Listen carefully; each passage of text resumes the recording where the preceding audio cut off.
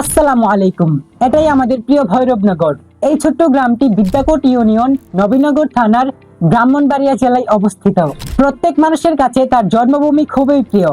আমার কাছেও এই গ্রামটি সবচাইতে প্রিয়। ছোট্ট হলেও এই গ্রামটি প্রকৃতির এক নিবিড় অনাবিল সৌন্দর্যে ভরপুর। গ্রামের চারদিকে সবুজের এক বিশাল সমুদ্র।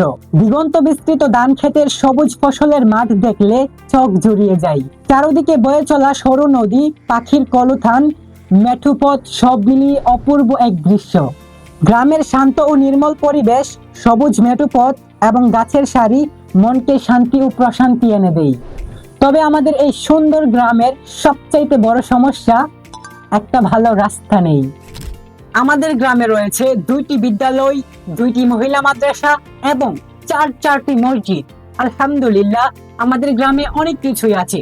তবে একটি রাস্তার অভাবে উন্নয়নটা যেন থেমে আছে। শুধু উন্নয়ন নয়, একটি ভালো রাস্তা না থাকায় গ্রামের লোকজন প্রতিদিন কত কষ্ট করে এই পথে চলাচল করে তা আমি খুব কাছ থেকে দেখেছি।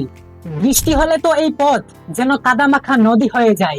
স্কুলের ছাত্রছাত্রী, বৃদ্ধ মানুষ, এমনকি অসুস্থ কাউকে হাসপাতালে নিতে হলেও পরে যেতে হয় হিমশিমে। আমাদের বিদ্যাকোট ইউনিয়নের চেয়ারম্যান জনাব জাকারুল হক সাহেবের উদ্যোগে ইতিমধ্যে পশ্চিমপাড়া থেকে মণিপুর পর্যন্ত চমৎকার রাস্তা হয়েছে। বিদ্যাকোট টু ভৈরবনগর রাস্তাটিরও কাজ চলছে। এজন্য আমরা আন্তরিক ধন্যবাদ জানাই আমাদের মাননীয় চেয়ারম্যান সাহেবকে।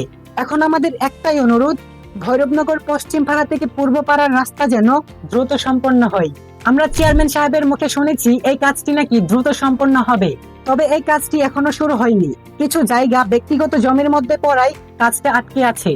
কিন্তু আমরা বিশ্বাস করি চেয়ারম্যান সাহেব, মেম্বার সাহেব এবং গ্রামের সকল গণ্যমান্য ব্যক্তি একসাথে সমাধান করে আমাদের এই রাস্তা উপহার দিবেন ইনশাআল্লাহ।